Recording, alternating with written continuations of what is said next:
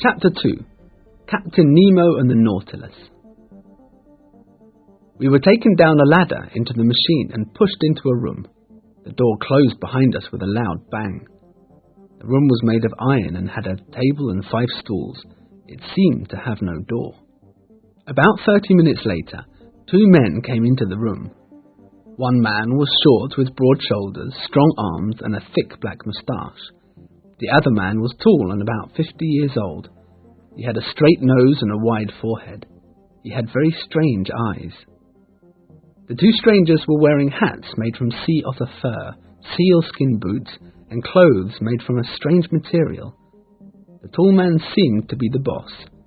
He looked at us without speaking, then turned to his friend and spoke to him in a language I couldn't understand. The other man answered by shaking his head. "Maybe," said Conseil, "if you tell him the story of how he got here, they would understand." So I began talking in French about our adventures on the Abraham Lincoln, without leaving out a single fact. I gave our names and jobs, and asked the men where we were. They didn't seem to understand, and didn't say anything at all. Next we tried talking in English, German, and even Polish. Then the strangers went away, locking the door behind them.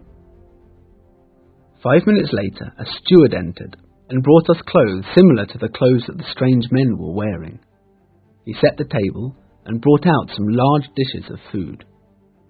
"I bet there's nothing good to eat here," said Ned. "Shark burgers, tortoise liver, and sea dog steak." However, the food was excellent, and after we had eaten, we felt tired and fell asleep. When we woke up, the air was fresh, and we could smell the sea. It was obvious that we were on the surface of the ocean. "We must do something," said Ned. "We must escape, and quickly." To escape from a prison on land is very difficult, but to escape from a prison at sea will be impossible, I said. "Well, we must do something," cried Ned angrily. Suddenly the door opened, and before I could stop him, Ned attacked the steward who had just entered the room. He was choking him with his big, powerful hands. Just then, I heard these words spoken clearly in French. "Calm yourself, Mr. Land, and you, Professor, please listen to me." It was the tall man with the strange eyes who spoke. Ned Land let go of the steward, and we waited for the tall man to continue speaking. "Gentlemen, I speak French, English, German, and Polish very well.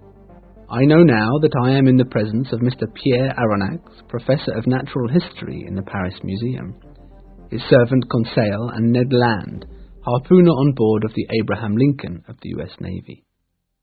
I am sorry I've been so long in not talking to you, but I wanted to think about what to do with you.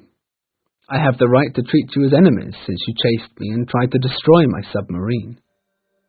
But we thought we were chasing the sea monster that caused so much trouble in Europe and America," I said. "However," continued the man, "I don't have to give you hospitality on my submarine, and I could throw you out into the sea and forget about you. That is my right. I left human society and do not obey its laws. But I have decided that you can stay on my submarine, and you will have freedom to live with us. I will give each of you your own cabin to live in.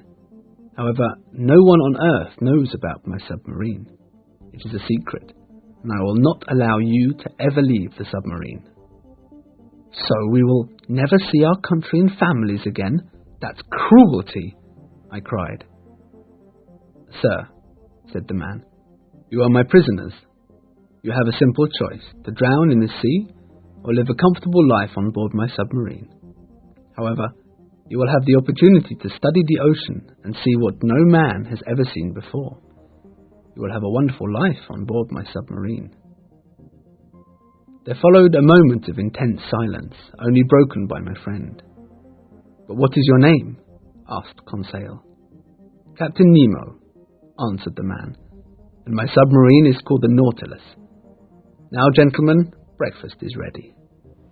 Over breakfast, he explained how all the food, clothing, and furniture on board the submarine was produced by the sea. After breakfast, he said, "Now, Professor, if you want to see the Nautilus, I will show you around." I stood up and followed him into another large room. It was a library. There were big wooden bookcases containing a huge number of books, brown leather sofas and desks to read on. "Captain Nemo," I said, "this library is bigger than any other library I have seen. How many books do you have?" 12,000, Mr. Aronnax, he replied. "You are welcome to use these books. I even have a copy of your book, Great Submarine Grounds."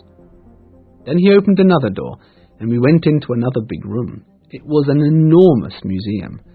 There were pictures painted by the most famous artists, a large piano, and a huge collection of sea plants, shells, and other things from the sea. Captain Nemo must have spent millions of dollars collecting them all.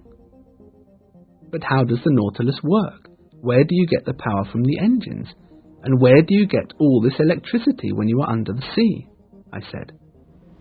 "Come this way," he said, and took me through another door into his own cabin.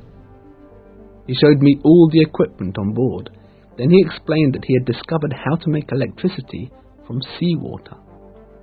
This electricity was used to power the submarine, to give light and heat. He explained that the Nautilus had large tanks on board. If these large tanks were filled with seawater, the submarine would sink to the bottom of the sea, and by pumping the water out of the tanks, it would rise back up to the surface. "Ah, Captain!" I cried. "Your Nautilus is certainly a marvellous boat. Are you an engineer? How did you manage all this without anyone finding out?" "Yes, I am an engineer, Professor. I studied in London, Paris, and New York, and I built the Nautilus in a secret place on a desert island," he said. "One last question, Captain. Are you rich?" "Yes, Professor," he said. "I am very, very rich."